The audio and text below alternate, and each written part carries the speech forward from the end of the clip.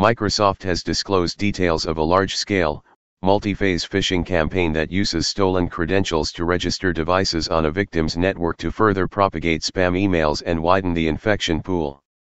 The tech giant said the attacks manifested through accounts that were not secured using multi-factor authentication, MFA, thereby making it possible for the adversary to take advantage of the target's bring your own device, BYOD, policy and introduce their own rogue devices using the pilfered credentials.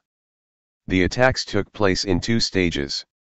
The first campaign phase involved stealing credentials in target organizations located predominantly in Australia, Singapore, Indonesia, and Thailand, Microsoft 365 Defender Threat Intelligence Team said in a technical report published this week. Stolen credentials were then leveraged in the second phase, in which attackers used compromised accounts to expand their foothold within the organization via lateral phishing as well as beyond the network via outbound spam.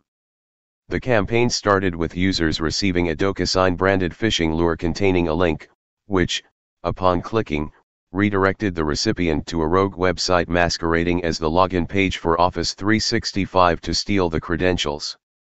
The credential theft not only resulted in the compromise of over 100 mailboxes across different companies, but also enabled the attackers to implement an inbox rule to thwart detection. This was then followed by a second attack wave that abused the lack of MFA protections to enroll an unmanaged Windows device to the company's Azure Active Directory, AD, instance and spread the malicious messages. By connecting the attacker-controlled device to the network, the novel technique made it viable to expand the attacker's foothold, covertly proliferate the attack, and move laterally throughout the targeted network. To launch the second wave, the attackers leveraged the targeted user's compromised mailbox to send malicious messages to over 8,500 users, both in and outside of the victim organization, Microsoft said. The emails used a SharePoint sharing invitation lure as the message body in an attempt to convince recipients that the payment.pdf file being shared was legitimate.